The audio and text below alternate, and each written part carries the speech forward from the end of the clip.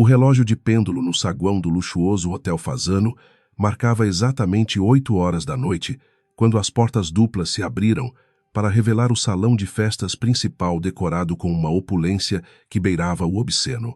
Lustres de cristal gigantescos pendiam do teto alto, como cascatas de luz dourada, iluminando a elite empresarial de São Paulo, que se reunia para celebrar o 10º aniversário da Mendes Global. O ar estava impregnado com o aroma de lírios frescos, misturado com o cheiro sutil de perfumes importados caríssimos e o som suave de uma orquestra de câmara tocando clássicos vienenses ao fundo. Garçons, uniformizados com luvas brancas, deslizavam silenciosamente entre os convidados, oferecendo taças de champanhe safrado e canapés elaborados por chefes renomados, enquanto o burburinho das conversas preenchia o ambiente com uma energia vibrante de poder e dinheiro. No centro de toda essa grandiosidade estava Ricardo Mendes, o fundador e presidente executivo da empresa, que naquela noite parecia brilhar mais do que qualquer diamante presente no recinto. Ele vestia um terno italiano, feito sob medida, que acentuava sua figura atlética, e mantinha uma postura de conquistador, enquanto recebia os cumprimentos de concorrentes e aliados com um sorriso ensaiado de falsa modéstia. Seus olhos escuros varriam o salão com a voracidade de um predador que examina seu território em busca de novas presas ou ameaças potenciais ao seu reinado absoluto. Para Ricardo, aquela festa não era apenas uma celebração de uma década de sucesso nos negócios, mas sim a coroação definitiva de seu ego inflado e a prova irrefutável de que ele estava acima de qualquer julgamento moral ou ético. Ao seu lado, permanecia Isabela com uma expressão de serenidade indecifrável, que muitos interpretavam erroneamente como submissão ou simples timidez diante da magnitude do evento social. Ela optara por um vestido de seda azul escuro, de corte clássico e discreto, que contrastava violentamente com os decotes profundos e as fendas ousadas das outras mulheres que disputavam a atenção dos fotógrafos. Isabela desempenhava com perfeição o papel de esposa troféu silenciosa e decorativa que Ricardo tanto apreciava exibir em ocasiões públicas para reforçar sua imagem de homem de família tradicional. No entanto, por trás daquela máscara de tranquilidade polida, existia uma tempestade silenciosa e calculada que estava prestes a mudar o curso daquela noite e de todas as noites futuras na vida do casal. Ricardo mal conseguia disfarçar a impaciência que sentia ao ter que manter as aparências ao lado da esposa, enquanto seus pensamentos vagavam em direção a Vanessa, que estava do outro lado do salão. A secretária executiva e amante de Ricardo usava um vestido vermelho sangue que parecia ter sido desenhado especificamente para provocar e desafiar as convenções sociais daquele ambiente corporativo conservador. Vanessa ria alto e jogava a cabeça para trás enquanto conversava com um grupo de investidores estrangeiros, garantindo que todos notassem sua presença marcante e sua proximidade com o círculo de poder da empresa. A tensão sexual entre Ricardo e sua amante era palpável e quase visível como um fio elétrico que atravessava o salão, conectando os dois cúmplices em seu jogo perigoso de traição e ambição desmedida.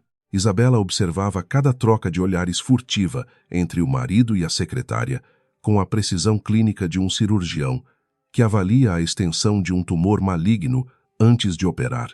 Ela sabia exatamente há quanto tempo o caso extraconjugal acontecia e conhecia detalhes sórdidos que fariam qualquer outra mulher desabar em lágrimas e escândalos públicos. Mas Isabela não era qualquer mulher, e suas lágrimas já haviam secado há muito tempo, dando lugar a uma determinação fria e inabalável de fazer justiça com as próprias mãos. Ela sabia que Ricardo e Vanessa planejavam descartar, lá, logo após a festa de aniversário da empresa, deixando-a sem nada além de uma pensão humilhante e a vergonha de um divórcio público. O plano de Ricardo era simples e cruel, pois ele acreditava piamente que toda a fortuna e o sucesso da Mendes Global eram frutos exclusivos de seu gênio empreendedor e de sua ousadia comercial.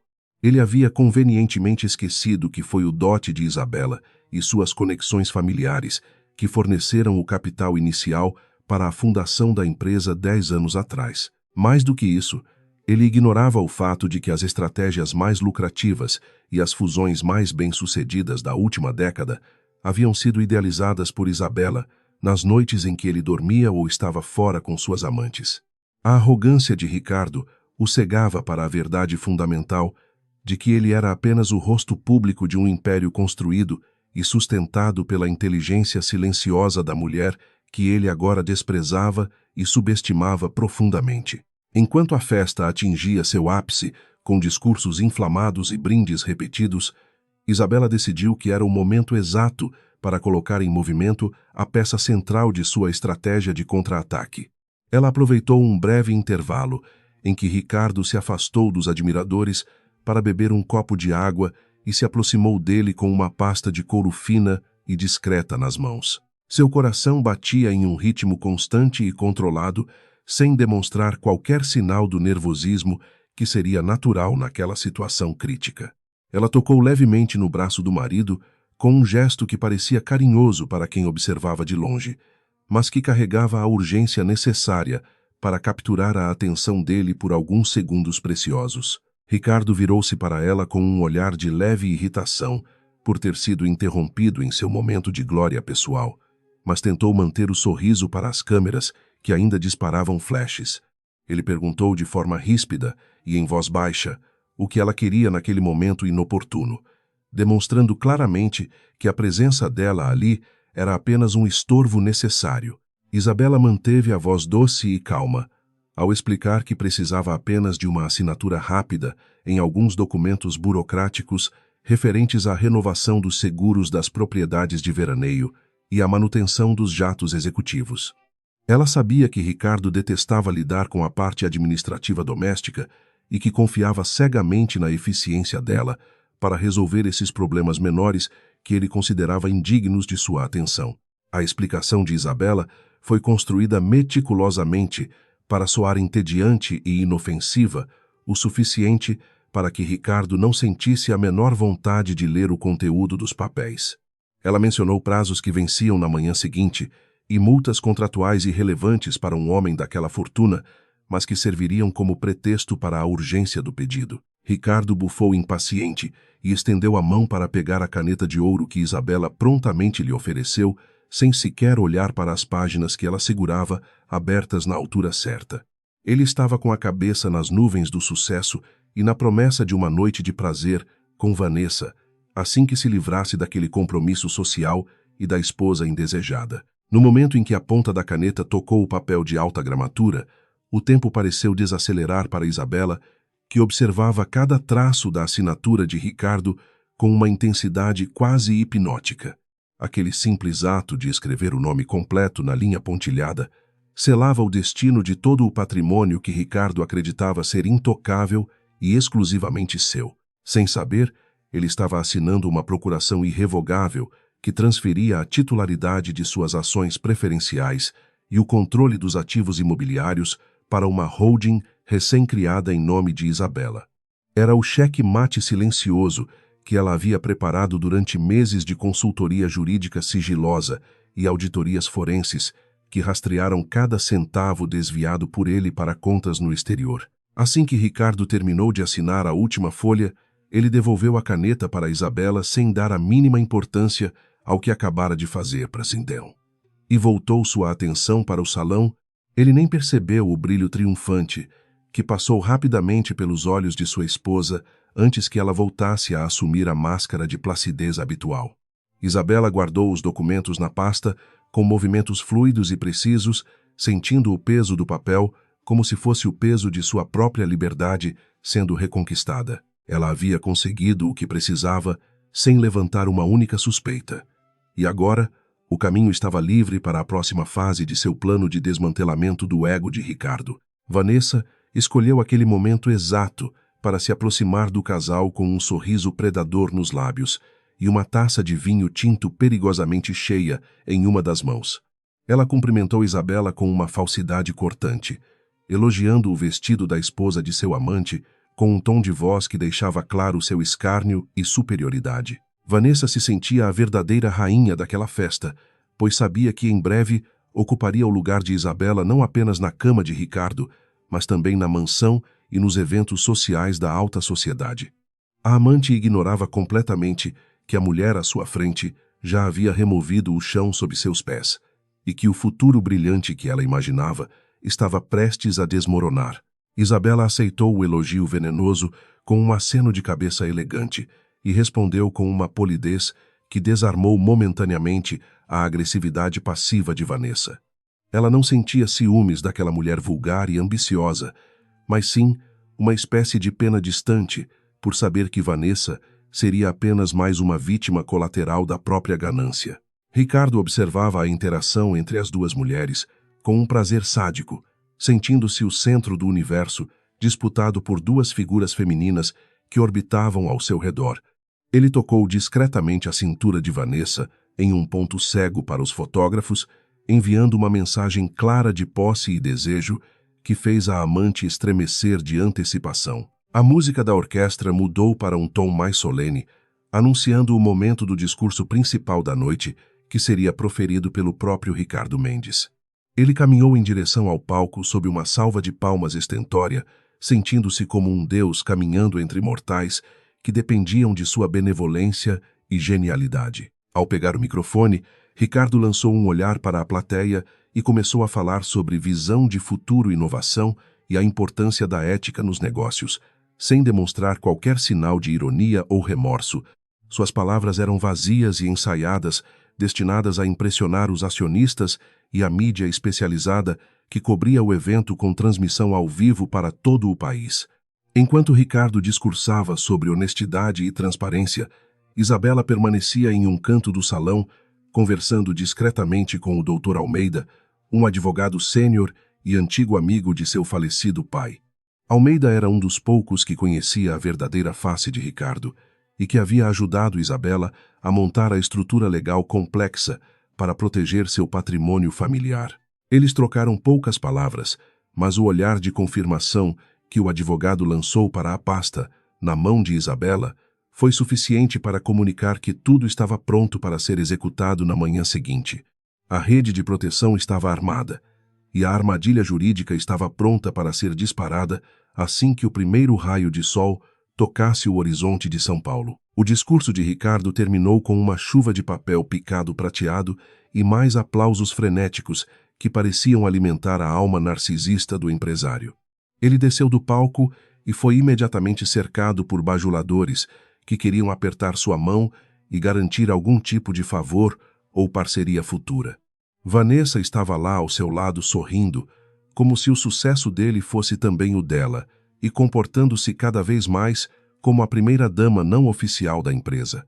A audácia do casal era tamanha que alguns convidados mais conservadores começaram a trocar sussurros e olhares de desaprovação, percebendo o desrespeito flagrante com a presença de Isabela no mesmo ambiente. Isabela, no entanto, não parecia se importar com os boatos ou com a humilhação pública que estava sendo imposta a ela naquela noite de celebração.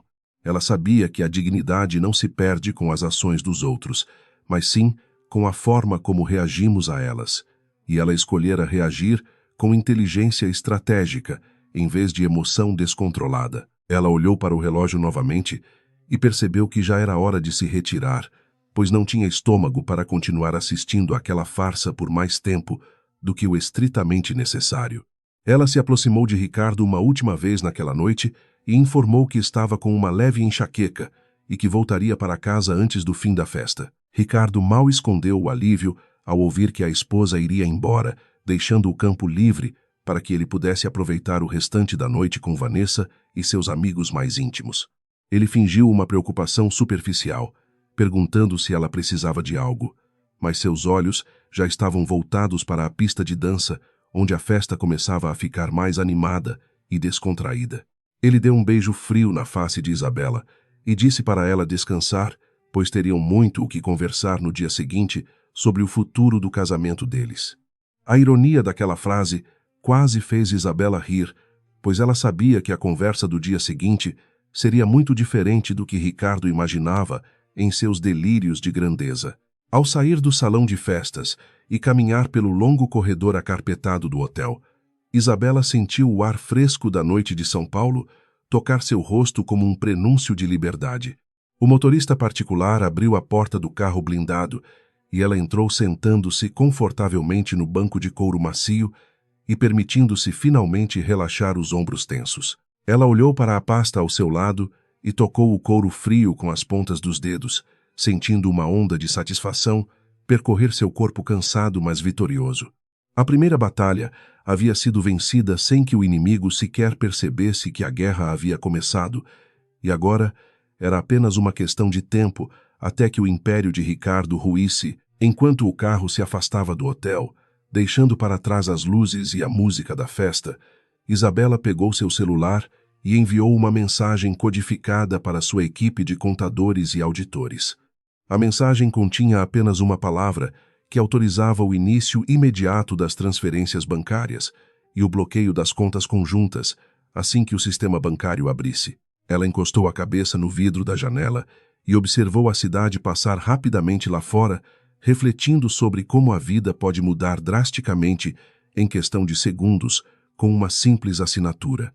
Ricardo Mendes dormiria naquela noite como um bilionário poderoso e acordaria na manhã seguinte como um homem prestes a descobrir o verdadeiro preço da traição. A luz da manhã invadiu o quarto principal da mansão Mendes através das frestas, das cortinas de veludo, pesado iluminando a figura solitária de Isabela, que já estava acordada há horas. Enquanto Ricardo ainda dormia profundamente em algum lugar da cidade, provavelmente nos braços de Vanessa. Recuperando-se da ressaca da noite anterior, ela mantinha sua rotina impecável de disciplina e organização mental. Isabela estava sentada em sua penteadeira antiga, de madeira maciça, não para se arrumar, mas para reler minuciosamente as cláusulas do documento que o marido havia assinado sem ler na festa. Cada parágrafo daquele contrato representava uma pequena vitória sobre a arrogância dele e uma garantia de que o futuro que ela construíra não seria roubado por uma aventura passageira e desrespeitosa. Muitos acreditavam que Isabela era apenas uma mulher de sorte que havia se casado com um visionário da tecnologia, mas a verdade estava enterrada sob camadas de machismo corporativo e omissão conveniente. 10 anos atrás, quando a Mendes Global era apenas um projeto ambicioso em uma garagem alugada, foi o código-fonte escrito por Isabela que deu vida ao primeiro produto da empresa. Ricardo sempre teve o carisma e a lábia de um vendedor nato capaz de convencer investidores a abrir suas carteiras, mas era a mente lógica e analítica de Isabela que entregava os resultados prometidos. Ela havia escolhido recuar para os bastidores, permitindo que ele levasse o crédito público, acreditando ingenuamente que o amor e a parceria seriam suficientes para manter o equilíbrio entre eles. No entanto, o tempo provou ser um ácido corrosivo para o caráter de Ricardo, que começou a acreditar na própria lenda criada pelo departamento de marketing. Ele passou a ver Isabela não como a arquiteta de seu sucesso, mas como uma âncora do passado que o impedia de voar mais alto em sua nova vida de celebridade empresarial. A traição com Vanessa não foi um evento isolado ou um erro momentâneo de julgamento, mas sim o sintoma final de um desrespeito que vinha crescendo silenciosamente como uma erva daninha no jardim de seu casamento. Isabela sabia que ele planejava deixá-la sem nada, alegando que ela nunca havia trabalhado um dia sequer na empresa e que, portanto, não tinha direito à metade do império que ajudara a erguer. Enquanto isso, em um apartamento de cobertura com vista para o Parque Ibirapuera, Ricardo despertava com uma dor de cabeça latejante e um sentimento de invencibilidade que o álcool da noite anterior não conseguira apagar. Vanessa trazia para ele uma xícara de café forte e um tablet com as notícias do dia que destacavam o sucesso estrondoso da festa de aniversário da Mendes Global. Ela se sentou na beira da cama, passando as unhas longas e bem cuidadas pelas costas dele, enquanto sussurrava planos para a redecoração da mansão, assim que a mosca morta da Isabela fosse finalmente despejada. A ganância de Vanessa era tão transparente que chegava a ser vulgar, mas para Ricardo aquilo soava como ambição e compatibilidade de gênios. Ricardo garantiu à amante que o processo de divórcio seria rápido e brutal, pois ele já havia instruído seus advogados a oferecerem um acordo humilhante que Isabela seria forçada a aceitar por falta de recursos próprios.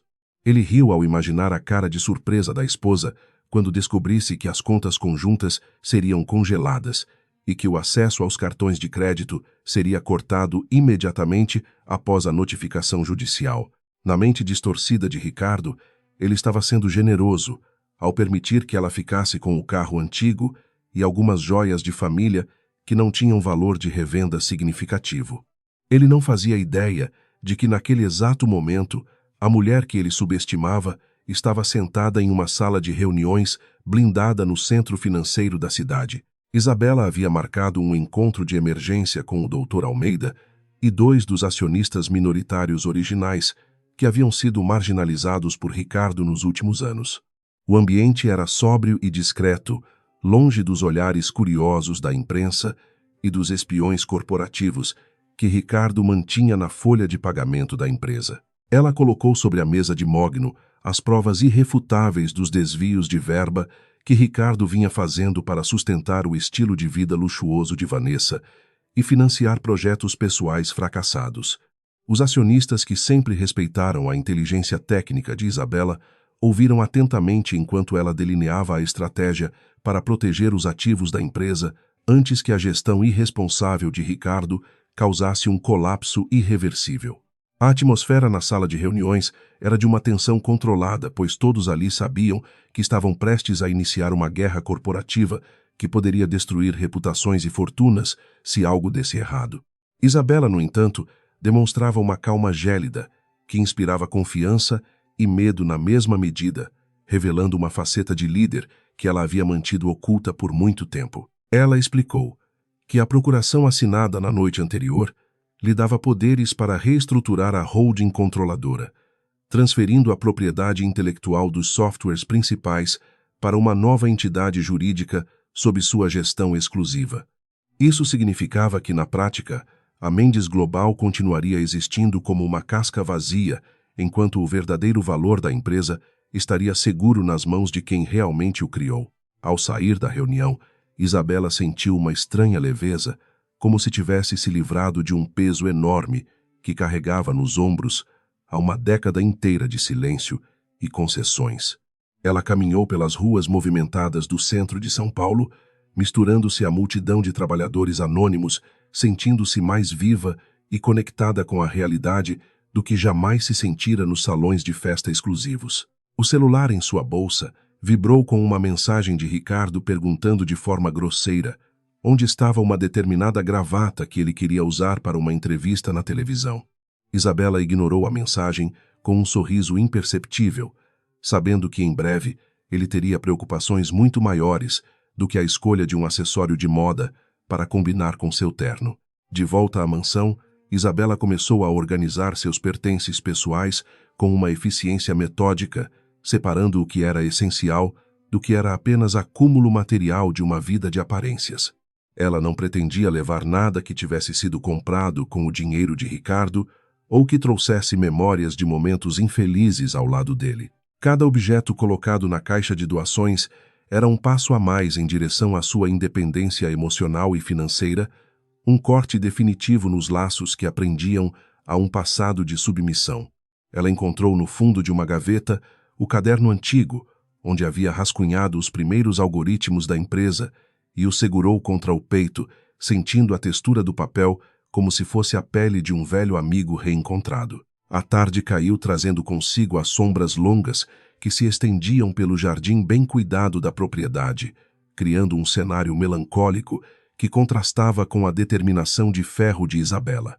Ricardo chegou em casa mais cedo do que o habitual, acompanhado por Vanessa, que teve a audácia de entrar na residência como se já fosse a dona legítima do lugar. Isabela estava na biblioteca, terminando de empacotar seus livros técnicos, quando ouviu as risadas altas e o som dos saltos de Vanessa ecoando pelo piso de mármore do hall de entrada. O confronto era inevitável, e Isabela decidiu que não fugiria dele, mas sim o enfrentaria com a dignidade de quem sabe que a verdadeira batalha já foi vencida nos bastidores. Ricardo entrou na biblioteca com a expressão de quem espera encontrar uma esposa chorosa e implorando por clemência, mas estancou ao ver Isabela de pé e composta. Ele trazia nas mãos os papéis do divórcio preparados por seus advogados, e os jogou sobre a mesa com um gesto teatral de desprezo e finalidade. Vanessa permaneceu na porta, observando a cena com um sorriso de triunfo nos lábios, cruzando os braços de forma desafiadora para marcar seu território diante da rival derrotada. Ricardo começou a discursar sobre como o casamento havia se tornado insustentável e como ele precisava de uma parceira que estivesse à altura de seu novo status social e profissional. Isabela ouviu cada palavra do marido em silêncio absoluto, sem interromper ou demonstrar qualquer emoção que pudesse ser interpretada como fraqueza ou arrependimento. Ela olhou para Vanessa e viu apenas uma mulher iludida, que estava prestes a embarcar em um navio que já estava afundando sem que ninguém soubesse. Quando Ricardo finalmente parou de falar, esperando uma reação dramática, Isabela simplesmente pegou a caneta que estava sobre a mesa e puxou os documentos para si. Ela leu rapidamente as cláusulas abusivas que lhe negavam qualquer participação nos lucros da empresa e limitavam sua pensão a um valor irrisório para o padrão de vida que levavam. Para a surpresa total de Ricardo e Vanessa, Isabela assinou o documento sem hesitação e sem fazer nenhuma contraproposta ou exigência adicional naquele momento. O som da caneta arranhando o papel foi o único ruído na sala durante alguns segundos, criando um vácuo de incredulidade que deixou o casal de amantes momentaneamente sem reação. Ricardo esperava uma briga judicial longa e desgastante, onde ele poderia usar seu poder econômico para esmagar a resistência de Isabela. A facilidade com que ela aceitou os termos o deixou desconfiado e com uma sensação incômoda de que algo estava profundamente errado naquela equação simplista que ele havia montado em sua cabeça. Vanessa foi a primeira a quebrar o silêncio com uma risada nervosa, tentando convencer a si mesma e a Ricardo de que aquela atitude era apenas a prova da covardia e da estupidez de Isabela. Ela se aproximou da mesa e pegou o documento assinado como se fosse um troféu de caça, examinando a assinatura de Isabela para garantir que era verdadeira. Ricardo, no entanto, continuava encarando a esposa, tentando decifrar o enigma por trás daqueles olhos castanhos que agora pareciam dois poços de escuridão impenetrável. Ele perguntou se ela tinha entendido o que acabara de assinar e se estava ciente de que teria que deixar a casa em 30 dias, conforme estipulado no acordo. Isabela respondeu com uma voz tão calma que fez um arrepio percorrer a espinha de Ricardo, afirmando que entendia perfeitamente e que pretendia sair muito antes do prazo. Ela fechou a última caixa de livros e olhou para o marido com uma expressão que misturava piedade e indiferença, como se estivesse olhando para um estranho que não significava nada para ela. Ela disse que não precisava do dinheiro dele nem da casa para ser quem ela era, pois sua identidade não estava atrelada a bens materiais ou ao status de ser a senhora Mendes. Aquela declaração de independência feriu o ego de Ricardo mais profundamente do que qualquer insulto ou grito de raiva poderia ter feito. Enquanto Isabela saía da biblioteca, deixando o casal sozinho com sua vitória, oca, Ricardo sentiu uma pontada de ansiedade que ele não conseguia explicar racionalmente. Ele olhou ao redor da sala luxuosa, repleta de obras de arte e móveis de design, e de repente tudo aquilo pareceu frágil e temporário. Vanessa tentou distraí-lo com beijos e promessas de uma comemoração inesquecível, mas a mente de Ricardo continuava presa na imagem de Isabela, assinando o divórcio com aquela serenidade perturbadora. Ele pegou o telefone para ligar para seu advogado e confirmar se tudo estava realmente blindado, mas hesitou antes de discar, sentindo que talvez fosse melhor não demonstrar sua insegurança. A noite caiu sobre São Paulo e Isabela dirigiu seu carro simples para um pequeno apartamento que havia alugado secretamente meses antes em um bairro tranquilo e arborizado. O lugar era modesto em comparação com a mansão, mas era seu um santuário onde ela poderia reconstruir sua vida sem as mentiras e as manipulações de Ricardo. Ela abriu seu laptop seguro e conectou-se aos servidores da empresa, usando as credenciais de administradora que Ricardo nem sabia que existiam. A tela iluminou seu rosto enquanto ela observava os gráficos de fluxo de caixa e as transferências programadas que começariam a drenar os recursos da Mendes Global na manhã seguinte. O sistema financeiro que Isabela havia desenhado era uma obra-prima de complexidade e segurança projetado para proteger o capital de investidores externos e fraudes internas. Agora, ela estava usando esse mesmo sistema para redirecionar os dividendos e os royalties das patentes para as contas da nova holding que ela controlava legalmente. Cada clique do mouse era uma sentença que condenava Ricardo à insolvência e expunha a fragilidade de sua gestão baseada apenas em imagem e marketing.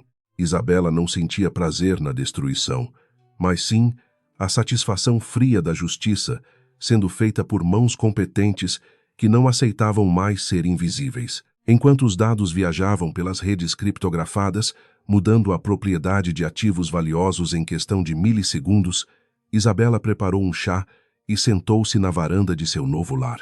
Ela sabia que os próximos dias seriam caóticos e que Ricardo tentaria de tudo para reverter a situação assim que descobrisse o rombo nas contas. Mas ela também sabia que ele não tinha a inteligência nem a disciplina necessárias para vencer aquele jogo de xadrez corporativo que ele nem sabia que estava jogando. O rei estava nu e vulnerável no tabuleiro, e a rainha acabara de fazer seu movimento decisivo, mudando para sempre o equilíbrio de poder. Longe dali na mansão, que em breve deixaria de pertencer a Ricardo, o CEO celebrava com champanhe, caro sem perceber que a bebida tinha o gosto amargo da derrota iminente. Vanessa falava sem parar sobre festas, viagens e compras, planejando gastar uma fortuna que já não existia mais nos cofres da empresa. A ignorância deles era a maior arma de Isabela, permitindo que ela operasse nas sombras com total liberdade enquanto eles se embriagavam com a própria vaidade. A noite estava silenciosa, mas o estrondo da queda de Ricardo Mendes já podia ser ouvido por aqueles que sabiam escutar os sinais sutis de uma tempestade que se aproximava. A transformação da mansão, Mendes começou na manhã seguinte a assinatura do divórcio, com uma rapidez e uma agressividade que chocaram até mesmo os empregados mais antigos da residência. Vanessa assumiu o comando da casa com a voracidade de quem sempre invejou aquele estilo de vida, e agora queria apagar qualquer vestígio da presença elegante e discreta de Isabela. Móveis de design clássico e obras de arte contemporânea foram sumariamente cobertos com lençóis ou arrastados para a garagem para dar lugar a peças de decoração extravagantes e de gosto duvidoso que a amante considerava modernas. O silêncio habitual dos corredores foi substituído por música alta e pelas ordens gritadas de Vanessa aos decoradores e paisagistas que ela contratara sem consultar ninguém, transformando o santuário de paz em um canteiro de obras caótico. Ricardo observava toda aquela movimentação com uma mistura de orgulho possessivo e um leve incômodo que ele preferia ignorar em nome da novidade e da excitação do momento. Para ele, a redecoração abrupta da casa simbolizava o início de uma nova era, em sua vida, uma era livre das amarras do conservadorismo e das expectativas silenciosas de Isabela. Ele tentava convencer a si mesmo de que a energia caótica de Vanessa era exatamente o que ele precisava para se sentir jovem e vivo novamente, depois de anos de uma rotina doméstica que ele agora classificava como entediante. No entanto, cada vez que ele procurava por um objeto familiar e não o encontrava, uma pontada de irritação surgia em seu peito, lembrando-o de que a mudança tinha um preço alto em seu conforto pessoal. A governanta da casa, Dona Marta, uma senhora de cabelos brancos que servira à família de Isabela por décadas, foi a primeira vítima da nova administração doméstica imposta por Vanessa.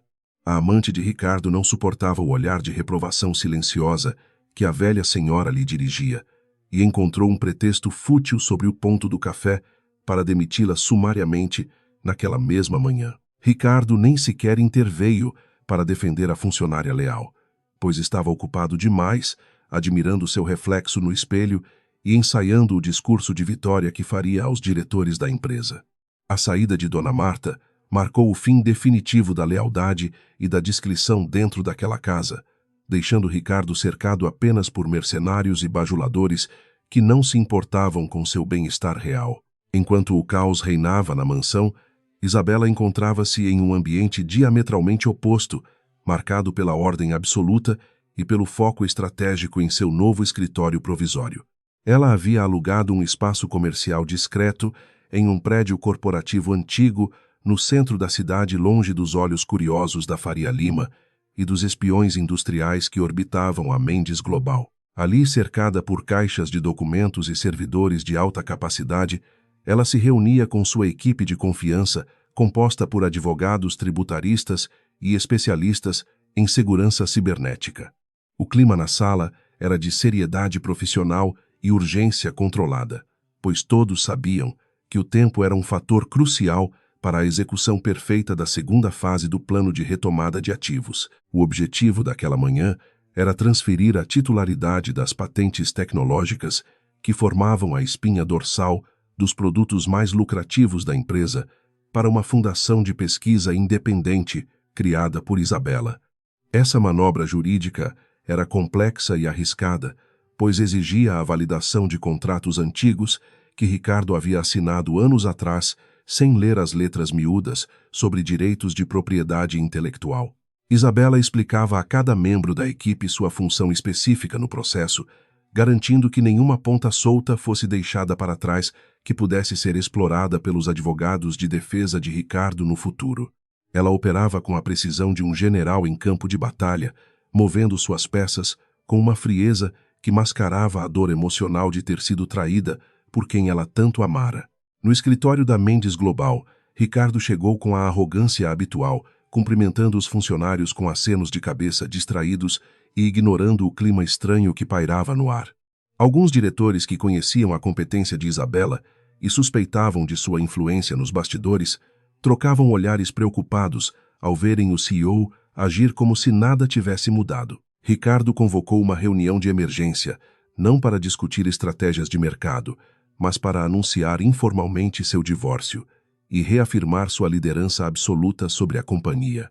Ele falou sobre renovação e ousadia, prometendo dobrar os lucros no próximo trimestre, com projetos que, na verdade, ele nem sabia como implementar sem a supervisão técnica de sua ex-esposa.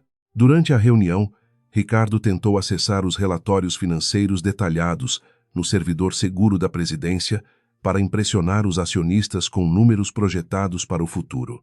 No entanto, ao digitar sua senha de administrador, o sistema retornou uma mensagem de erro informando que suas credenciais haviam expirado e precisavam de renovação física. Ricardo riu nervoso e culpou a incompetência do departamento de TI pela falha técnica, ordenando que alguém resolvesse aquilo imediatamente para não atrasar sua apresentação brilhante.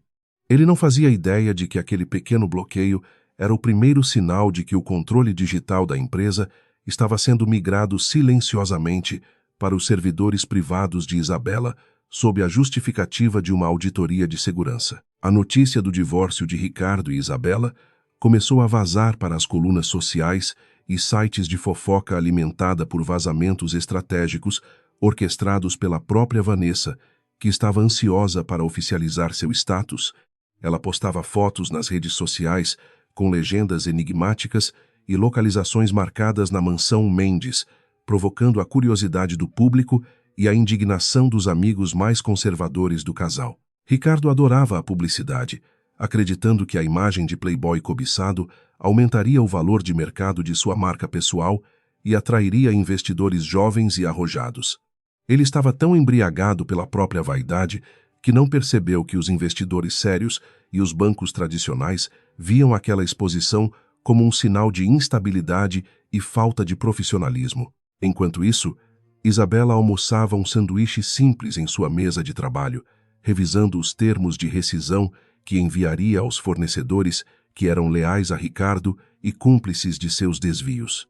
Ela sabia que cortar o fluxo de caixa pessoal dele era importante, mas cortar sua rede de apoio logístico e operacional seria o golpe de misericórdia que o deixaria isolado. Ela identificou contratos de consultoria fantasma que eram usados para lavar dinheiro e enviou notificações extrajudiciais suspendendo pagamentos e exigindo comprovação de serviços prestados.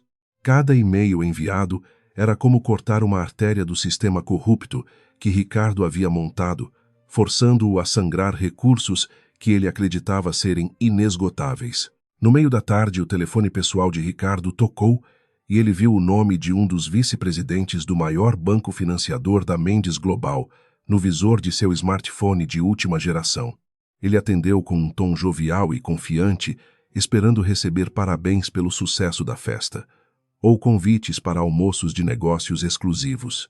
No entanto, a voz do outro lado da linha era fria e formal, solicitando uma reunião presencial urgente para discutir certas irregularidades nas garantias bancárias da empresa. Ricardo minimizou a preocupação do banqueiro, alegando que eram apenas burocracias irrelevantes, e prometeu que seu diretor financeiro entraria em contato para resolver qualquer mal-entendido. Ao desligar o telefone, Ricardo sentiu uma pontada de inquietação que ele rapidamente sufocou com mais uma dose de uísque importado que mantinha em seu escritório. Ele disse a si mesmo que o banco estava apenas sendo cauteloso devido aos rumores do divórcio e que sua fortuna pessoal seria suficiente para cobrir qualquer exigência momentânea de liquidez. Ele não sabia que suas contas pessoais já estavam sendo monitoradas pelo Conselho de Controle de Atividades Financeiras devido às movimentações suspeitas iniciadas pelos protocolos de compliance que Isabela ativara. A rede estava se fechando lentamente e Ricardo continuava nadando despreocupado em direção à arrebentação, acreditando ser o dono do oceano. Vanessa ligou para Ricardo exigindo sua presença em uma loja de joias de luxo, onde ela havia selecionado um conjunto de diamantes para usar no próximo evento beneficente da empresa. Ricardo saiu do escritório mais cedo, deixando para trás os problemas técnicos e as ligações dos banqueiros, ansioso para satisfazer os caprichos de sua amante e demonstrar seu poder de compra. Ao chegar à joalheria, ele foi recebido como um rei e não hesitou em sacar seu cartão corporativo ilimitado para pagar pela extravagância de Vanessa. O cartão passou sem problemas e Ricardo sorriu satisfeito, sentindo-se no controle absoluto de seu destino financeiro e amoroso. O que Ricardo não sabia era que aquela transação havia sido autorizada por Isabela, que monitorava as despesas em tempo real de seu computador no centro da cidade. Ela permitiu a compra deliberadamente, sabendo que o valor exorbitante seria registrado como despesa pessoal não justificada nos livros contábeis da empresa, configurando crime de apropriação indébita. Isabela estava dando corda suficiente para que Ricardo se enforcasse legalmente, acumulando provas documentais de sua gestão fraudulenta e irresponsável. Cada diamante no pescoço de Vanessa seria uma peça de evidência no tribunal que selaria a ruína de Ricardo e a legitimidade da intervenção de Isabela na empresa. Ao anoitecer, Isabela finalmente encerrou o expediente em seu escritório provisório, sentindo o cansaço físico de um dia inteiro de batalhas mentais e negociações tensas. Ela caminhou até a janela e observou as luzes da cidade, imaginando quantas outras mulheres estariam passando pela mesma situação de traição e desvalorização naquele exato momento. Sua luta não era apenas por dinheiro ou vingança pessoal, mas pela restauração de sua própria dignidade e pelo reconhecimento de seu valor intelectual e profissional.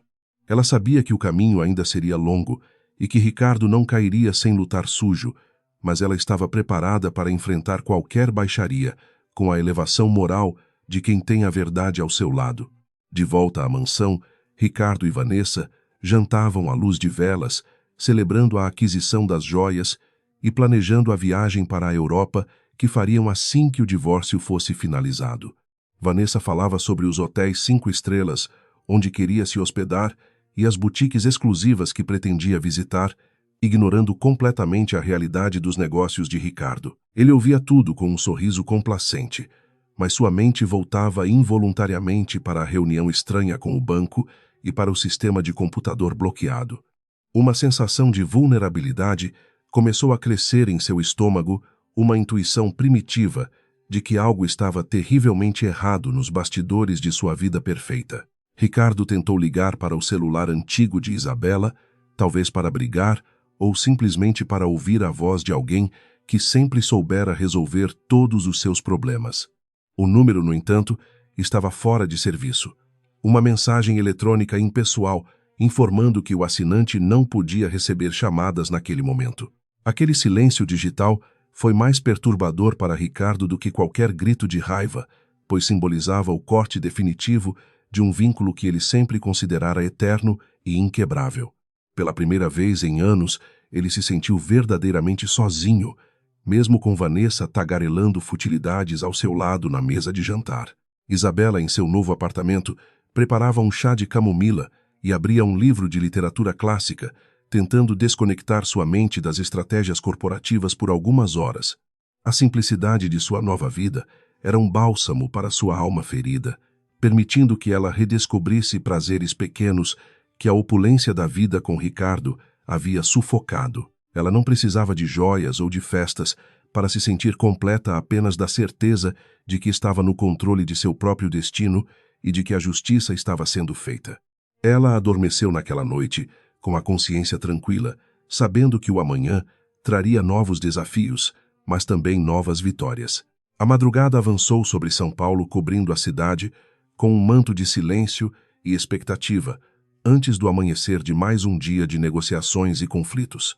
Nos servidores bancários e nos registros de cartórios, os processos iniciados por Isabela continuavam rodando automaticamente, alterando a realidade financeira da Mendes Global bit a bit. Quando o sol nascesse, Ricardo acordaria ainda mais pobre e mais vulnerável do que no dia anterior, embora sua arrogância o impedisse de enxergar o abismo que se abria sob seus pés. O xeque-mate silencioso estava em curso e não havia nada que ele pudesse fazer para impedir a queda inevitável de seu rei. O próximo grande evento seria o leilão beneficente anual, uma vitrine de vaidades onde Ricardo planejava apresentar Vanessa oficialmente à sociedade como sua nova companheira. Isabela sabia que aquele seria o palco perfeito para o próximo ato de sua peça, onde as máscaras cairiam publicamente e a verdade seria revelada diante da elite empresarial. Ela marcou a data no calendário de seu celular com um sorriso enigmático, preparando-se mentalmente para o confronto direto que abalaria as estruturas do mundo de Ricardo. A guerra havia sido declarada friamente, e a batalha final estava se aproximando mais rápido do que qualquer um poderia imaginar.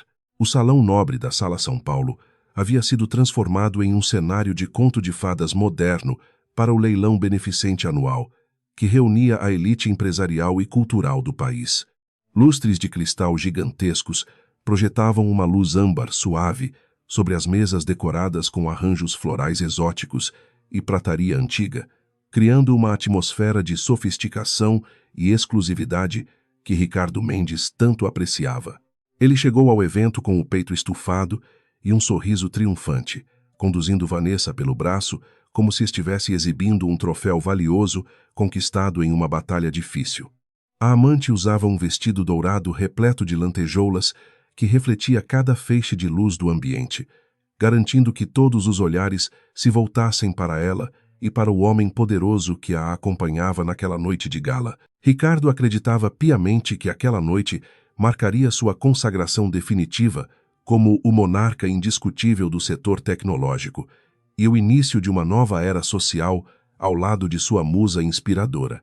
Ele cumprimentava os conhecidos com tapinhas nas costas, exagerados e risadas altas que ecoavam de forma dissonante no ambiente refinado, ignorando os olhares de soslaio e os sussurros discretos que sua presença provocava.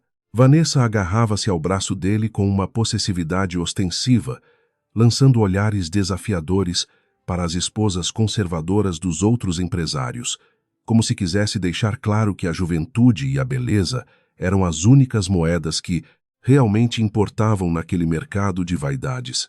O casal caminhava pelo tapete vermelho em direção à sua mesa, reservada na primeira fila, sentindo-se no topo do mundo e intocável em sua bolha de ilusão. No entanto, a atmosfera no salão sofreu uma mudança palpável e repentina quando as portas principais se abriram novamente para anunciar a chegada de uma figura que ninguém esperava ver ali.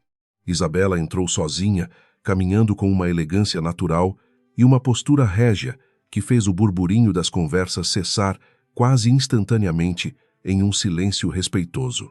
Ela vestia um longo vestido de veludo negro com um corte impecável que valorizava sua silhueta de forma discreta e usava apenas um colar de diamantes simples que pertencera à sua avó.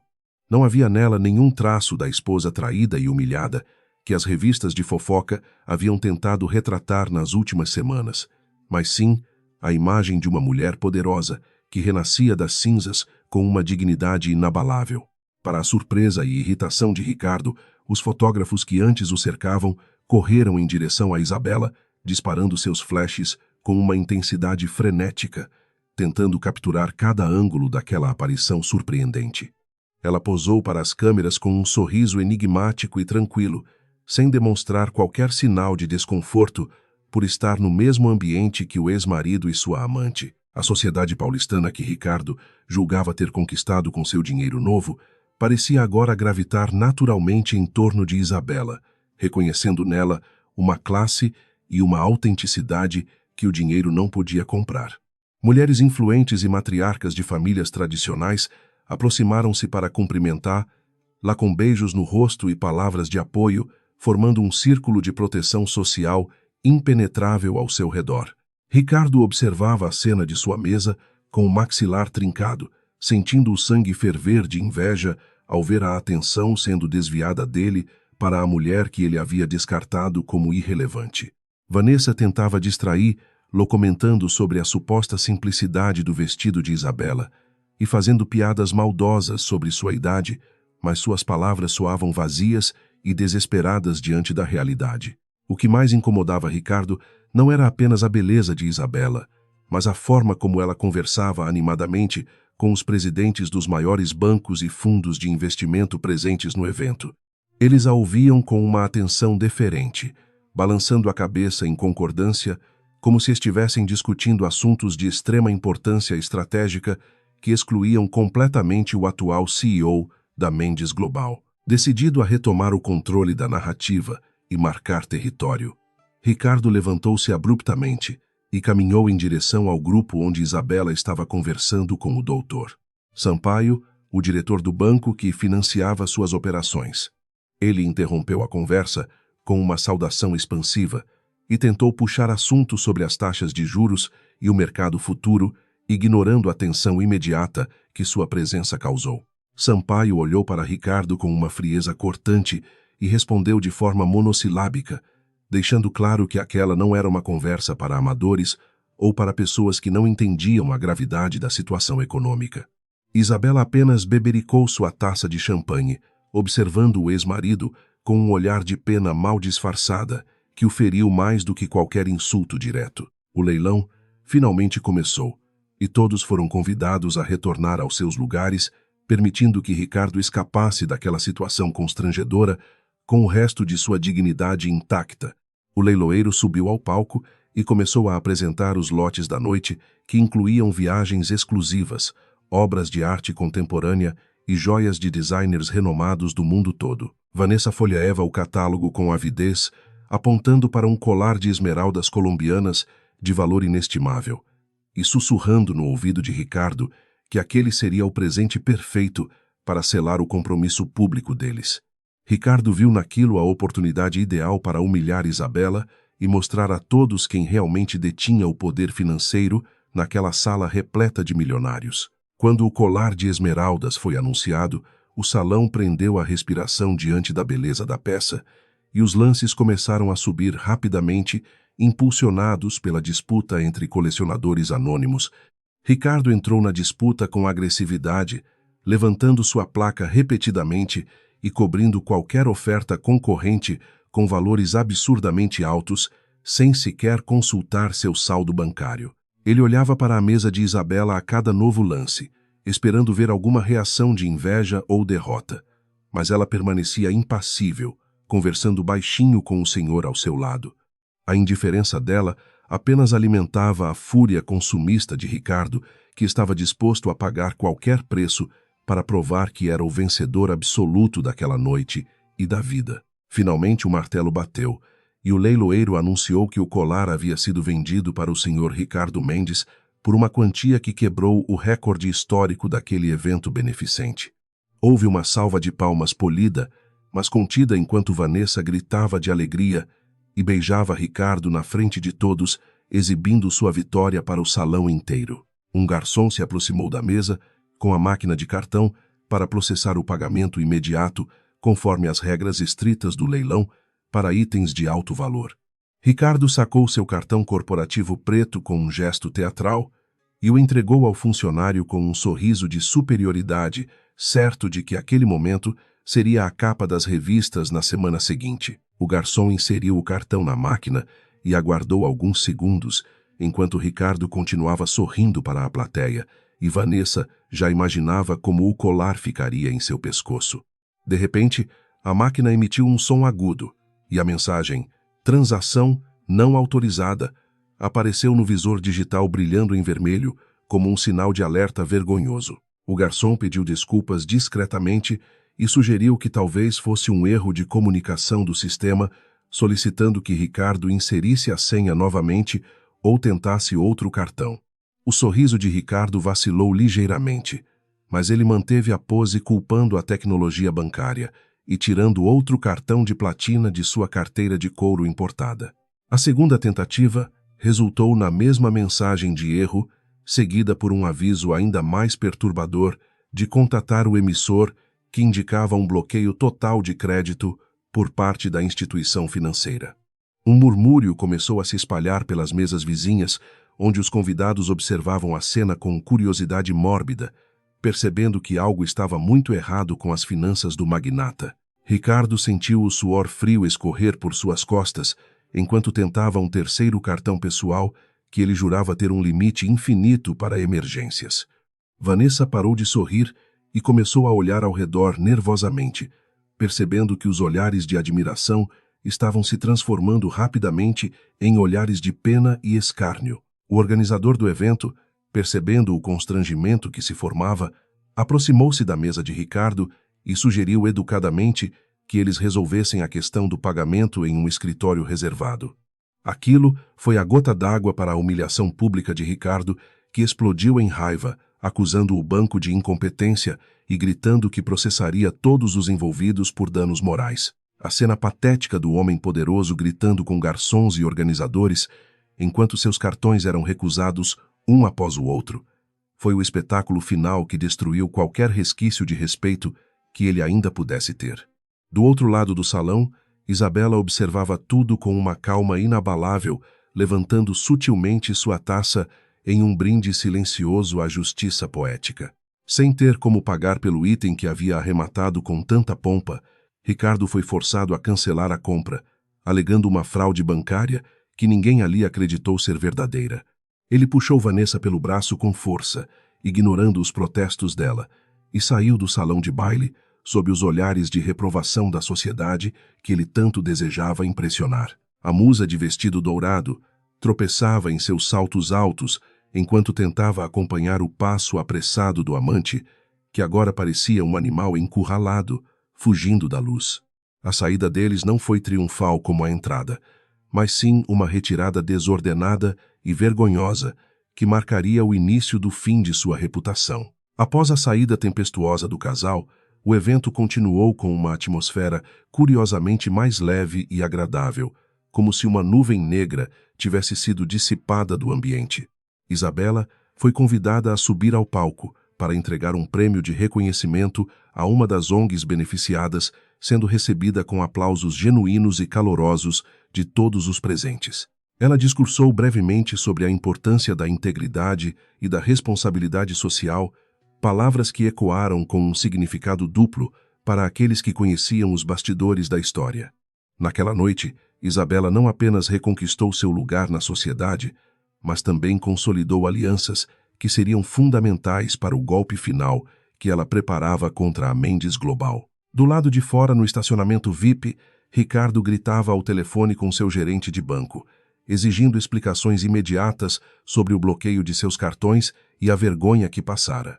A resposta do outro lado da linha foi evasiva, citando procedimentos de segurança interna e análise de risco, termos vagos que apenas aumentaram o desespero dele. Vanessa chorava no banco do passageiro do carro esportivo, reclamando que havia sido humilhada e que não merecia passar por aquilo, culpando Ricardo por não ter resolvido seus problemas antes.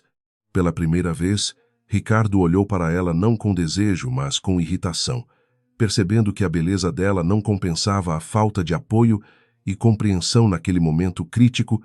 Enquanto dirigia de volta para a mansão em alta velocidade, Ricardo tentava convencer a si mesmo de que tudo não passava de um mal-entendido burocrático que seria resolvido na manhã seguinte. Ele não conseguia admitir a possibilidade de que seu império financeiro estivesse ruindo, ou de que Isabela tivesse qualquer envolvimento com aquele desastre em cadeia. Sua arrogância o cegava para a verdade óbvia de que ele estava sendo sistematicamente desmontado por alguém que conhecia cada engrenagem de sua vida melhor do que ele mesmo. A noite de gala das máscaras havia terminado, e a única máscara que havia caído de forma irremediável fora a de sua própria onipotência financeira. A ressaca moral da noite anterior no leilão beneficente ainda pesava sobre os ombros de Ricardo Mendes, enquanto ele entrava em seu carro blindado naquela manhã cinzenta de segunda-feira, em São Paulo. O silêncio dentro do veículo era opressor, pois Vanessa havia decidido ficar na mansão amuada e reclamando da vergonha pública que passara diante da alta sociedade. Ricardo tentava convencer a si mesmo de que o bloqueio dos cartões fora apenas um erro grotesco do sistema bancário e que tudo seria resolvido com alguns gritos e ameaças na agência central.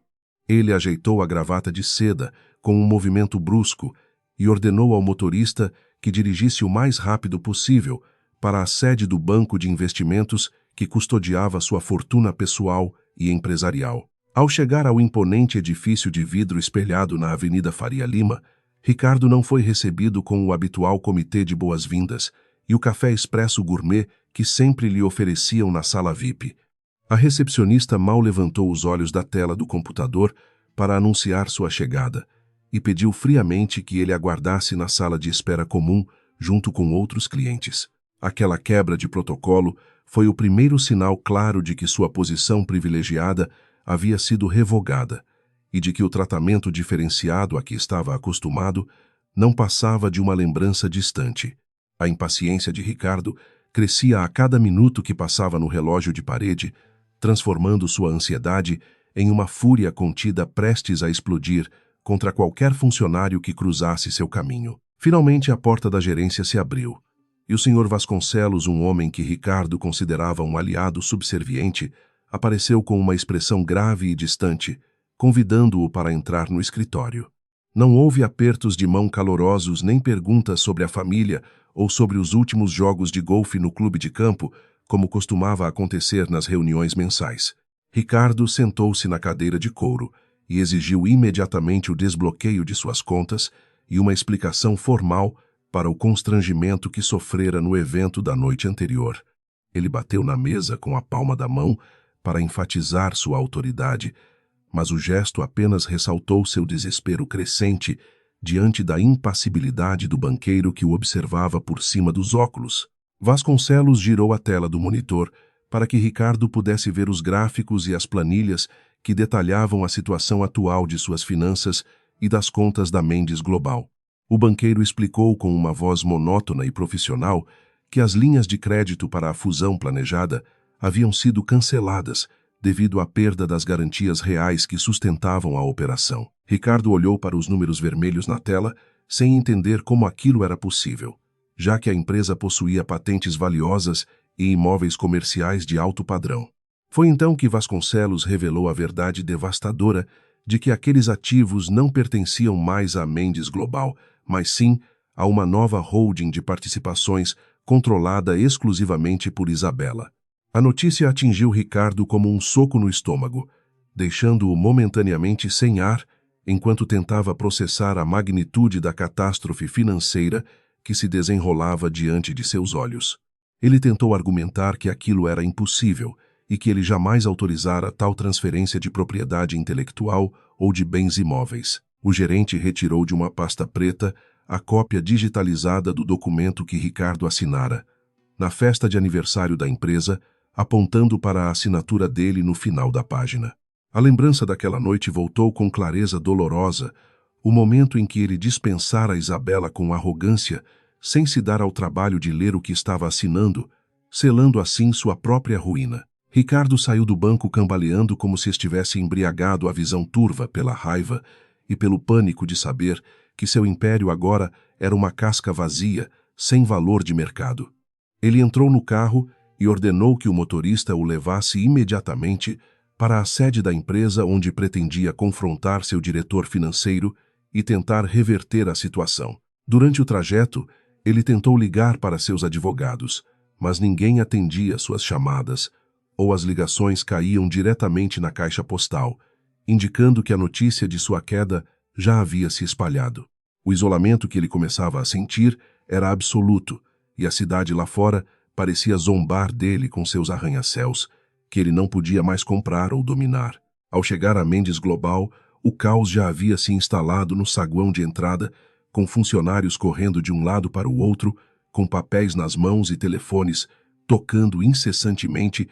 Os boatos sobre a insolvência da empresa e a perda das patentes principais haviam vazado para a imprensa especializada, causando uma queda livre nas ações negociadas na Bolsa de Valores. Ricardo atravessou o saguão, ignorando as perguntas dos repórteres que se aglomeravam na porta, e subiu direto para o andar da presidência, sentindo o olhar acusador de seus subordinados. Ele entrou na sala de reuniões, onde a diretoria executiva estava reunida em caráter de urgência, tentando desesperadamente conter a hemorragia financeira que ameaçava fechar as portas da companhia. O diretor financeiro, um homem que sempre fora leal a Ricardo, estava pálido e suando frio enquanto projetava os dados catastróficos na tela gigante da sala de conferências. Ele explicou que sem as patentes dos softwares de inteligência artificial, a Mendes Global não tinha mais produtos para vender, nem contratos de licenciamento para receber royalties. A receita mensal havia despencado para zero em questão de horas, enquanto as despesas operacionais e os salários continuavam a drenar o caixa restante.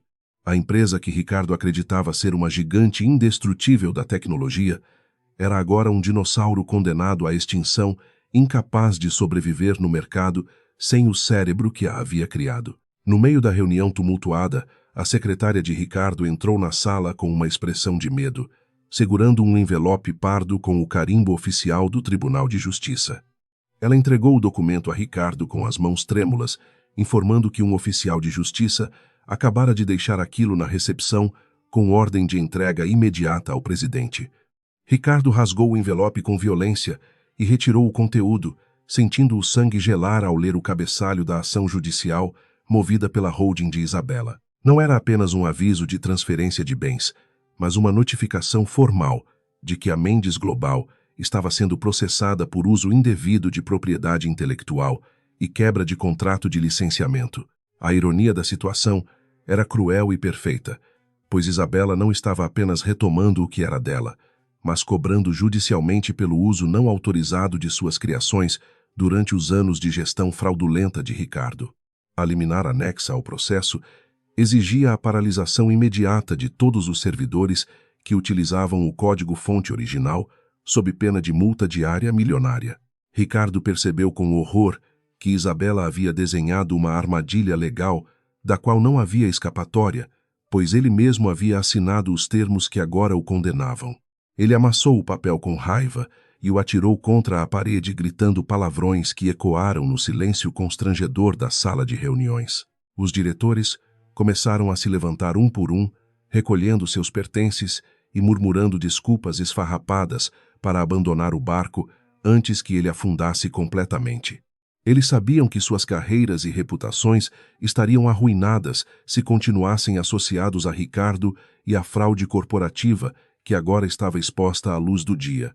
Ricardo tentou impedi-los de sair ameaçando demissões e processos, mas suas palavras soavam vazias e patéticas diante da realidade dos fatos. Ele estava sozinho na sala enorme, cercado por cadeiras vazias e pela luz fria do projetor que ainda exibia o gráfico da queda vertiginosa das ações da empresa. Vanessa escolheu aquele momento inoportuno para ligar para o celular de Ricardo, gritando histericamente sobre o bloqueio de seus cartões de crédito adicionais e a recusa de uma compra em uma boutique.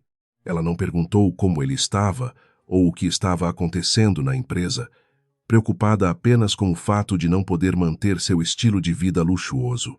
Ricardo ouviu os gritos dela com uma frieza nova, percebendo finalmente a superficialidade e o egoísmo da mulher por quem ele havia destruído seu casamento e sua vida. Ele desligou o telefone na cara dela sem dizer uma palavra, sentindo um misto de nojo e arrependimento que amargava sua boca como fel.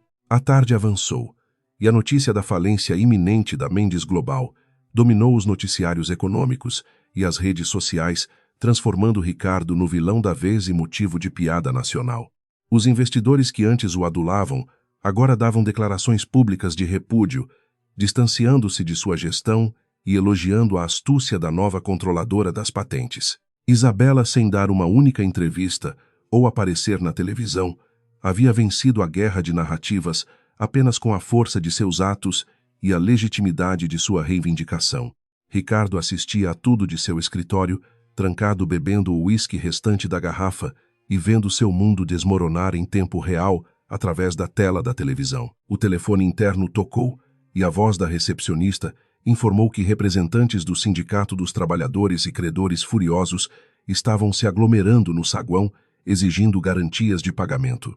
Ricardo não tinha respostas para dar nem dinheiro para oferecer, pois suas contas pessoais também haviam sido bloqueadas preventivamente pela Justiça para garantir o ressarcimento de possíveis fraudes.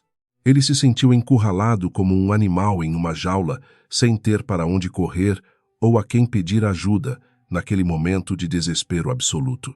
A arrogância que sempre fora sua armadura, agora era um peso morto que o arrastava para o fundo do poço sem lhe oferecer qualquer proteção. Enquanto a noite caía sobre a cidade trazendo consigo as luzes de milhões de janelas anônimas, Ricardo permaneceu sentado no escuro de seu escritório, contemplando o horizonte que antes parecia lhe pertencer. Ele pensou em Isabela e na calma com que ela havia conduzido todo o processo, desde a assinatura do divórcio até o golpe final naquela manhã. Ele subestimara a inteligência dela e a profundidade de sua mágoa, acreditando que ela aceitaria o papel de vítima passiva que ele lhe havia reservado. Agora, ele percebia tarde demais que a verdadeira força não estava no barulho ou na ostentação, mas na estratégia silenciosa e na paciência de quem sabe esperar o momento certo para agir. Vanessa apareceu na empresa furiosa por ter sido ignorada ao telefone e entrou na sala de Ricardo pronta para fazer um escândalo e exigir que ele resolvesse a situação financeira dela. Ao ver o estado deplorável em que ele se encontrava com a camisa desabotoada e o olhar perdido, ela parou na porta sentindo o cheiro de derrota no ar. Ricardo olhou para ela e viu não a musa inspiradora que ele imaginava, mas uma caricatura grotesca de ambição vazia que agora lhe causava repulsa. Ele disse a ela com voz rouca que o dinheiro havia acabado e que não havia mais nada para ela ali, nem joias, nem viagens, nem futuro. A reação de Vanessa foi instantânea e cruel, revelando a verdadeira natureza de seu interesse por Ricardo assim que a torneira do dinheiro foi fechada. Ela o xingou de fracassado e incompetente, dizendo que jamais teria se envolvido com ele se soubesse que ele era tão estúpido a ponto de perder tudo para a ex-mulher. Ela pegou sua bolsa de marca e saiu batendo a porta, deixando claro que o relacionamento deles havia terminado no mesmo instante em que o saldo bancário chegou a zero. Ricardo riu sozinho no escuro, uma risada amarga e sem alegria, percebendo que havia trocado um diamante verdadeiro por uma pedra falsa que brilhava apenas sob luz artificial. O segurança do prédio bateu na porta timidamente, informando que precisava fechar o andar e que Ricardo teria que sair, pois a energia elétrica seria cortada por falta de pagamento. Aquela foi a humilhação final, ser despejado do próprio escritório que ele havia decorado com tanto luxo para impressionar o mundo corporativo. Ricardo pegou seu paletó e caminhou pelos corredores vazios, onde as fotos de suas conquistas passadas agora pareciam zombar de sua incompetência presente. Ele desceu pelo elevador de serviço para evitar a imprensa e saiu pela porta dos fundos encontrando a rua fria e deserta. Sem carro, pois o motorista havia ido embora. Ao saber que não receberia o salário, Ricardo caminhou sem rumo pelas ruas do centro financeiro, sentindo-se um estranho em sua própria cidade. Ele não tinha para onde ir, pois a mansão estava cercada por credores, e Vanessa certamente já havia trancado a porta do apartamento dela para ele. A única pessoa que poderia tê-lo ajudado, a única que realmente se importava com ele, pelo que ele era e não pelo que tinha, era a mulher que ele havia traído e destruído. A solidão daquela noite foi a lição mais dura que Ricardo já havia aprendido, uma lição que custara todo o seu patrimônio e sua dignidade. Longe dali, em seu apartamento tranquilo, Isabela observava as luzes da cidade com uma xícara de chá nas mãos, sentindo a paz de quem finalmente encerrou um ciclo doloroso. Ela não sentia alegria pelo sofrimento de Ricardo, mas sim um alívio profundo por ter recuperado o controle de sua vida e de seu trabalho. A justiça havia sido feita não por vingança mesquinha, mas pela necessidade de restaurar a ordem e a verdade que haviam sido distorcidas pela ganância dele. Ela sabia que o dia seguinte traria novos desafios para reconstruir o que havia sobrado, mas ela estava pronta para enfrentá-los com a força de quem já venceu a pior das batalhas. A chuva fina que caía sobre São Paulo naquela noite parecia lavar a fuligem dos prédios, mas não conseguia limpar a mancha de desespero que cobria a alma de Ricardo Mendes. Ele havia passado as últimas horas revirando arquivos mortos e ameaçando antigos contatos, até conseguir o endereço do novo apartamento de Isabela em um bairro discreto da Zona Oeste. Sem o motorista e sem o carro de luxo que fora apreendido horas antes por falta de pagamento, ele teve que se humilhar pegando um táxi comum, cujo motorista o olhava com desconfiança pelo espelho retrovisor. Ricardo ensaiou mentalmente durante todo o trajeto as ameaças e os gritos que usaria para intimidar a ex-esposa, acreditando ainda que sua voz de comando teria algum efeito sobre ela. Ao chegar ao edifício modesto, mas seguro, Ricardo foi barrado na portaria por um funcionário que tinha ordens estritas para não deixar subir ninguém sem autorização prévia, expressa da moradora. Ele tentou usar sua antiga tática de carteirada, gritando que era o marido e dono de metade da cidade. Mas o porteiro apenas o observou com a indiferença de quem cumpre regras. Foi somente após uma ligação interna que a permissão foi concedida não por medo, mas por uma curiosidade fria de Isabela, em ver o estado deplorável do homem que um dia ela amou. O elevador subiu lentamente, dando a Ricardo tempo suficiente para ver seu reflexo no espelho manchado e perceber o quanto havia envelhecido em apenas 48 horas de crise. A porta do apartamento se abriu antes mesmo que ele tocasse a campainha, revelando uma sala de estar decorada com simplicidade e bom gosto, iluminada por abajures de luz quente. Isabela estava sentada em uma poltrona de leitura, segurando um livro grosso e usando roupas confortáveis que contrastavam com a imagem da executiva implacável que havia destruído o império dele.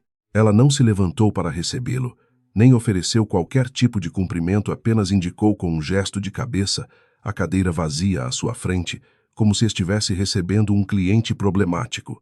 Ricardo entrou tempestuosamente, trazendo consigo o cheiro de chuva e álcool, e começou a gritar acusações desconexas sobre roubo, fraude e traição conjugal invertida. Ele acusou Isabela de ter planejado tudo pelas costas dele, de ter manipulado os documentos e de ter agido com má fé para deixá-lo na miséria, enquanto ela ficava com os louros da vitória.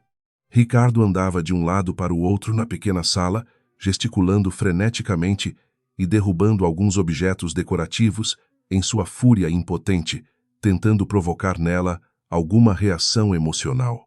Ele esperava ver medo ou culpa nos olhos dela, mas encontrou apenas uma serenidade profunda e um leve traço de tédio, como se estivesse assistindo à reprise de um filme ruim. Isabela esperou pacientemente que ele esgotasse seu repertório de insultos e ameaças vazias antes de fechar o livro suavemente e pousá-lo sobre a mesa lateral, quando finalmente o silêncio se instalou na sala, quebrado apenas pela respiração ofegante de Ricardo. Isabela começou a falar com uma voz baixa e controlada, que era muito mais assustadora do que qualquer grito. Ela perguntou se ele se lembrava da noite da festa de 10 anos da empresa e dos documentos que ele assinou, sem ler, entre um gole de champanhe e um olhar para Vanessa. Ricardo parou de andar e a encarou, tentando puxar pela memória o momento exato em que havia cometido o erro fatal de subestimar a burocracia doméstica. Isabela explicou que aquela pasta não continha apenas renovações de seguros, mas sim a transferência irrevogável da propriedade intelectual dos softwares que ela mesma havia desenvolvido anos atrás. Ela se levantou calmamente e caminhou até uma escrivaninha, de onde retirou uma cópia dos contratos assinados, estendendo-os para que Ricardo pudesse ler com seus próprios olhos a sentença que ele mesmo havia proferido.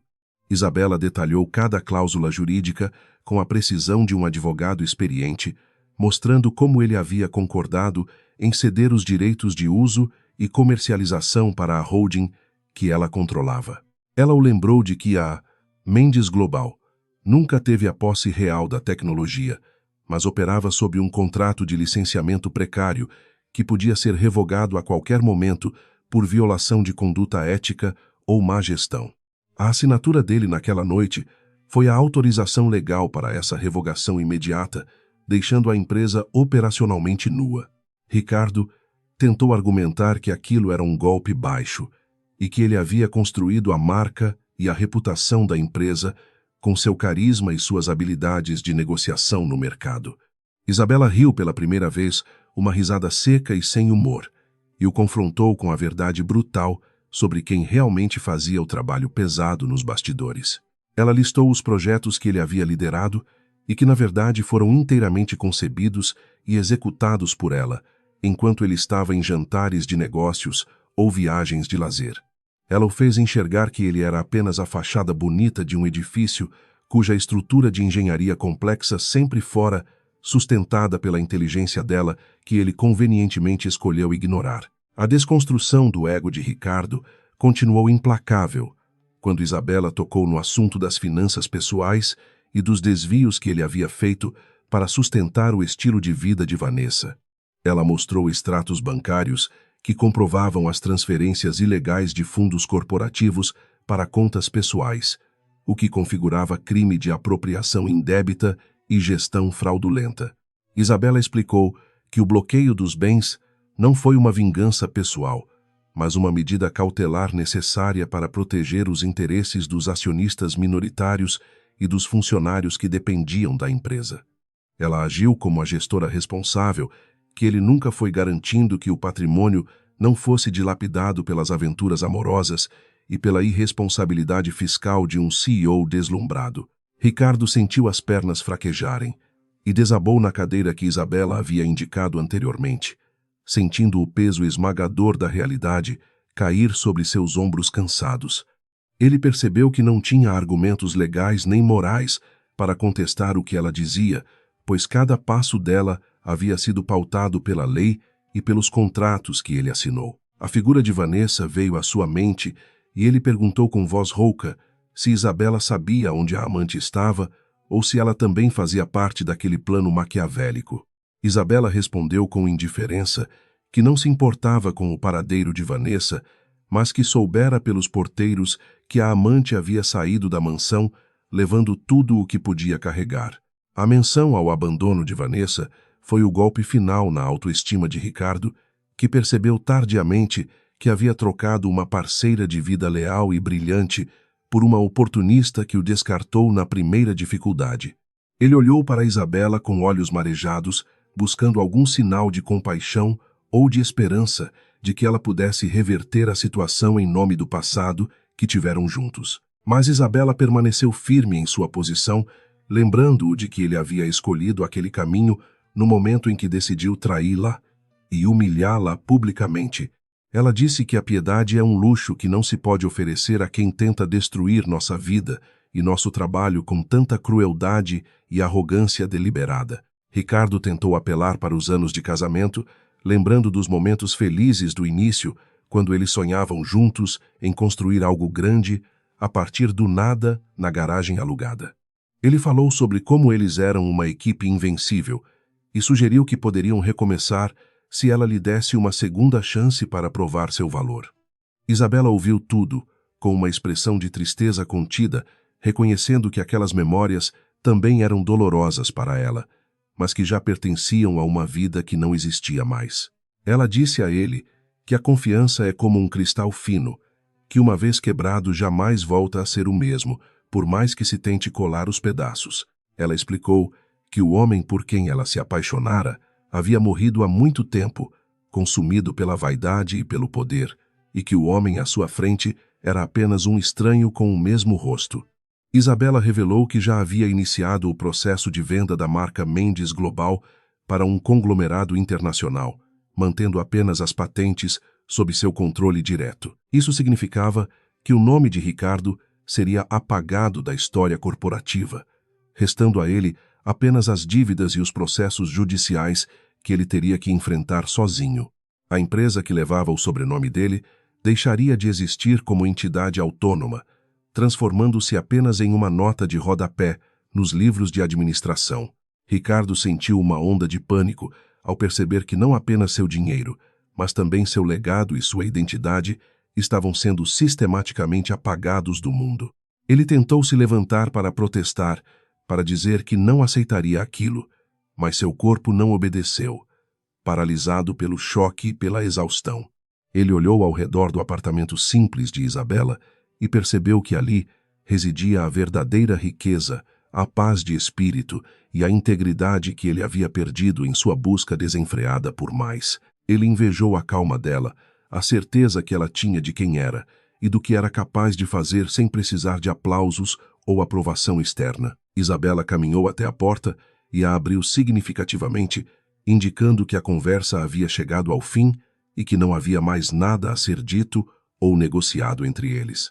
Ela disse a Ricardo que ele precisava sair e enfrentar as consequências de seus atos, pois ela tinha muito trabalho a fazer para reconstruir o que ele havia quase destruído. Ricardo levantou-se com dificuldade, sentindo-se um homem velho e derrotado, e caminhou em direção à saída sem ousar olhar para trás. Ele sabia que aquela seria a última vez que veria Isabela, e que a imagem dela tranquila e poderosa ficaria gravada em sua memória para sempre. Ao passar pela porta, Ricardo ouviu o clique suave da fechadura, sendo trancada um som definitivo que encerrava não apenas um capítulo, mas todo o livro de sua vida anterior. Ele se viu novamente no corredor frio do prédio, com a luz fluorescente zumbindo sobre sua cabeça, e o silêncio opressor da noite, o envolvendo como um manto de solidão. Ele não tinha para onde ir, nem a quem ligar, pois todos os seus amigos eram apenas reflexos de seu sucesso financeiro que agora havia evaporado. A chuva lá fora havia aumentado, transformando-se em uma tempestade que refletia o caos que reinava dentro de sua mente e de seu coração partido. Enquanto descia as escadas, pois não queria encarar seu reflexo no espelho do elevador, novamente, Ricardo começou a entender a magnitude do checkmate silencioso que Isabela havia mencionado. Ela não precisou gritar, não precisou fazer escândalos, nem contratar capangas para destruí-lo. Ela usou apenas a inteligência e a lei. Ele havia sido derrotado no jogo que ele acreditava dominar por alguém que ele julgava ser apenas uma peça secundária no tabuleiro de sua vida. A humilhação era total e absoluta, pois ele sabia que a culpa era inteiramente sua e de sua cegueira arrogante que o impediu de ver o gênio que dormia ao seu lado. Ricardo saiu do prédio e parou na calçada, deixando a chuva encharcar seu terno italiano e misturar-se com as lágrimas de raiva e arrependimento que finalmente começaram a cair. Ele olhou para a janela iluminada no andar de cima, onde a silhueta de Isabela podia ser vista movendo-se com graça e propósito. Ele percebeu que ela já havia seguido em frente, que para ela ele já era passado enquanto ele estava preso nos escombros do presente que ele mesmo destruíra.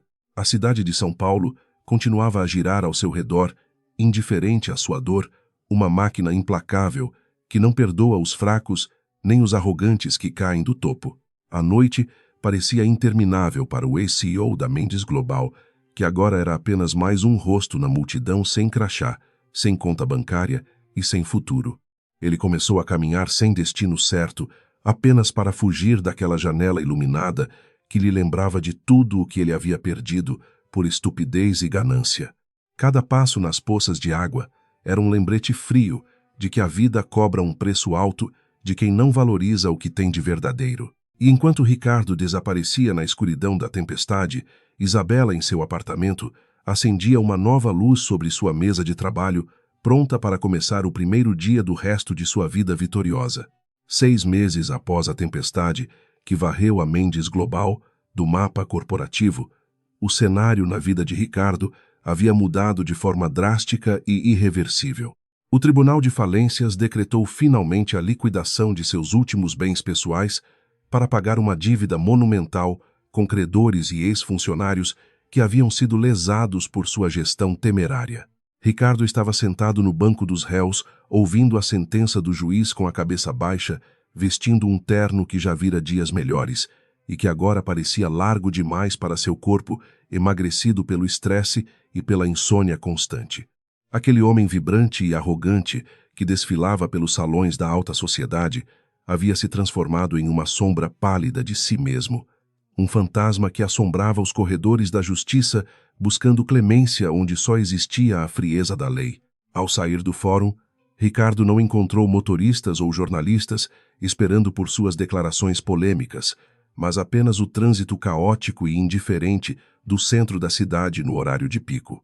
Ele caminhou até a estação de metrô mais próxima, segurando uma pasta surrada, que continha apenas documentos legais de suas derrotas e bilhetes de cobrança que ele não tinha como pagar. A experiência de se misturar à multidão de trabalhadores anônimos era uma humilhação diária, que o lembrava constantemente de tudo o que ele havia perdido por pura vaidade e cegueira emocional. As pessoas passavam por ele apressadas, sem reconhecer no rosto cansado daquele homem de meia-idade, o executivo brilhante que um dia prometeu revolucionar o mercado de tecnologia com o dinheiro e o talento alheios. Enquanto aguardava o trem na plataforma lotada, Ricardo avistou uma banca de jornais, onde a capa de uma revista de fofocas exibia uma foto que fez seu estômago revirar de náusea. Vanessa sorria radiantemente ao lado de um magnata do setor imobiliário, 30 anos mais velho que ela, exibindo um anel de noivado que custava mais do que todo o patrimônio que Ricardo possuía antes da falência. A manchete celebrava o novo amor da socialite, ignorando completamente o rastro de destruição que ela havia deixado na vida de seu amante anterior, provando que para ela as pessoas eram apenas degraus em sua escalada social. Ricardo sentiu um gosto amargo na boca ao perceber que fora apenas um passatempo temporário e descartável para uma mulher que nunca teve a intenção de estar ao seu lado nas dificuldades. Longe daquela realidade deprimente, em um dos endereços mais nobres da Avenida Paulista, um novo edifício de vidro e aço refletia a luz do sol poente com uma imponência moderna. O letreiro prateado na entrada anunciava a sede da Aurora, Tecnologias, a nova holding, fundada e presidida por Isabela, que em pouco tempo se tornara referência mundial em inovação, ética e sustentável. O saguão estava repleto de flores e convidados ilustres que aguardavam a chegada da anfitriã para o coquetel de lançamento de um novo software revolucionário de inteligência artificial aplicada à medicina. A atmosfera era de respeito genuíno e admiração profissional, muito diferente da bajulação vazia e interesseira que costumava cercar as festas extravagantes promovidas por Ricardo nos tempos áureos da antiga empresa. Isabela desceu o elevador panorâmico, conversando animadamente com sua equipe de jovens engenheiros que a olhavam não apenas como uma chefe, mas como uma mentora, inspiradora e acessível. Ela vestia um terninho de alfaiataria branca que simbolizava sua transparência e sua nova fase de vida, irradiando uma confiança serena que atraía todos os olhares do recinto. Não havia nela a necessidade de provar nada a ninguém, pois seus resultados falavam por si mesmos e sua reputação de integridade abria portas que o dinheiro de Ricardo jamais conseguiria destrancar. Ela cumprimentou os investidores e parceiros com sorrisos sinceros e apertos de mão firmes, demonstrando que a verdadeira liderança se constrói com competência técnica e inteligência emocional equilibradas. Durante seu discurso de agradecimento, Isabela evitou mencionar o passado ou as batalhas judiciais que teve que travar para chegar até ali, focando apenas no futuro e no potencial transformador de seu trabalho. Ela falou sobre a importância de valorizar o capital humano e de construir empresas que tenham um propósito maior do que apenas o lucro imediato e predatório que destruiu tantos impérios. A plateia ouvia em silêncio absoluto, absorvendo cada palavra daquela mulher que havia transformado uma traição pessoal em combustível para criar algo muito maior e mais duradouro do que uma vingança mesquinha. Isabela provou que a melhor resposta para a desvalorização é o sucesso estrondoso construído sobre bases sólidas, que ninguém pode derrubar com fofocas ou manobras desonestas. Do lado de fora do edifício, Ricardo observava a movimentação através da vitrine de uma cafeteria barata do outro lado da avenida, sentindo-se um espectador excluído da própria vida que poderia ter tido. Ele viu Isabela no palco sendo aplaudida de pé e percebeu finalmente que a luz que ela irradiava sempre estivera lá, mas ele fora estúpido demais para enxergar através de seu próprio ego. Uma lágrima solitária escorreu por seu rosto, não de raiva, mas de um arrependimento profundo e doloroso que ele sabia que carregaria pelo resto de seus dias solitários. Ele terminou seu café frio, pagou a conta com as moedas contadas que tinha no bolso e se levantou para voltar para seu pequeno apartamento na periferia, aceitando que seu papel naquela história havia chegado ao fim. A noite caiu sobre a cidade, iluminando os arranha-céus com milhões de luzes artificiais que criavam um tapete de estrelas urbanas sob o céu escuro de São Paulo. Isabela subiu para seu escritório na cobertura. Após o evento, retirou os sapatos de salto alto e caminhou descalça pelo carpete macio até a enorme janela de vidro que ia do chão ao teto. A vista da cidade era deslumbrante, um lembrete visual de que o mundo é vasto e cheio de possibilidades para aqueles que têm a coragem de se reinventar e lutar pelo que é justo. Ela não sentia falta da mansão ou das joias antigas, pois havia descoberto que a liberdade de ser dona de seu próprio destino era o luxo mais valioso que existia. O telefone em sua mesa tocou suavemente e ela atendeu com um sorriso, reconhecendo a voz de seu advogado, que ligava apenas para informar que os últimos processos contra a antiga gestão haviam sido encerrados favoravelmente.